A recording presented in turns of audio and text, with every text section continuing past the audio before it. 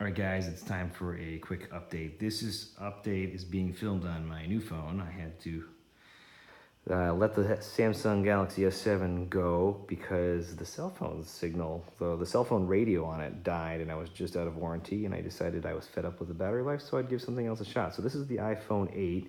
We're filming it in 4K at 30 frames per second, so we'll see how it comes out. This is kind of a quick test in that too.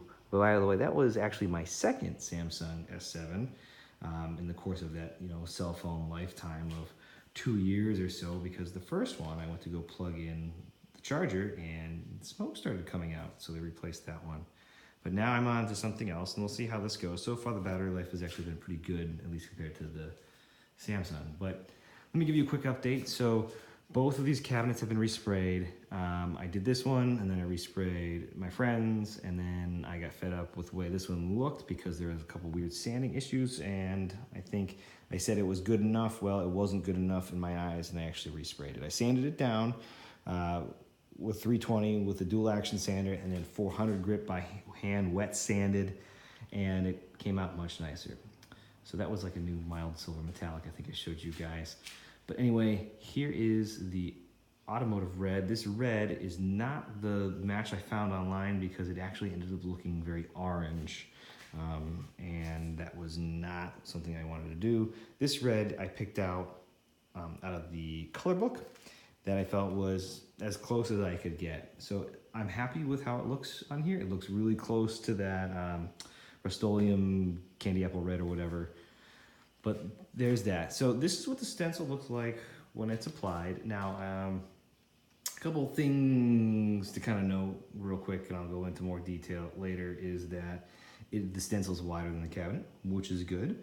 But there are a couple lines either that aren't straight to the edge of the stencil or aren't straight. And if you measure them, things change about 1/8 of an inch. So on the back edge here, when you start up at the top to by the time you get down to the bottom, there's about an 1/8 inch difference, so you just kind of have to accompany for that. And then you also have to make sure that when you're over here, that this doesn't fall off the edge. Which reminds me, I do need to come back and put some tape just on those edges so I don't get any overspray on it. So I just want to show you guys what this is looking like so far. We have the red on here, and the key to doing stencils I've found is that you pull off the stencil immediately after putting the paint on while it's wet. And I can show you why, because down here, here's an edge right here. You can kind of see that edge right there. That's because I was unable to get to it, and I purposely did try this too because it's my prototype. I just wanted to see what happens.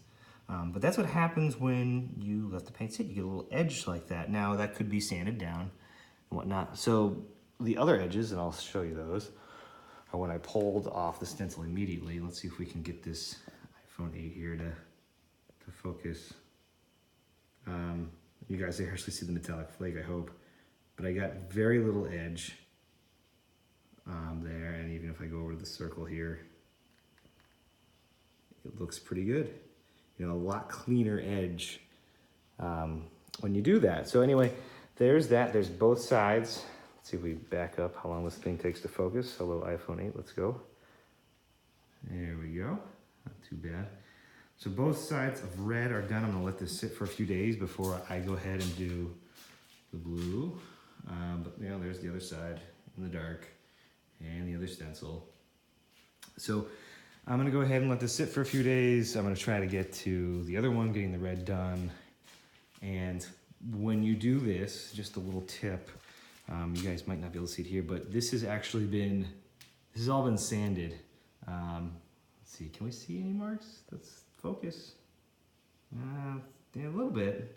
So I've actually already sanded this, and I've sanded it with 800 grit. You can use 1000 grit. You can also use a Scotch-Brite pad, a fine Scotch-Brite pad. What you're basically trying to do is let that surface get a little bit rough so it's got something to stick to, and it actually says to do that in the instructions. It'll say if you're going to recoat after 24 hours, you do need to scuff it up. So there you go, quick update. Sorry, this is about 5 minutes long, but anyway, I just wanted to give it, an update on how everything's going. And by the way, I will tell you that I really do like automotive paint. It just dries nicely. It's smooth, it's hard. I like it. The one downfall so far would be the cost. All right, 2 downfalls. And I typically like more of a satin look. But all right, guys, there you go. There's a quick update. Could have been quicker of the Robotron minis. Thanks a lot, guys.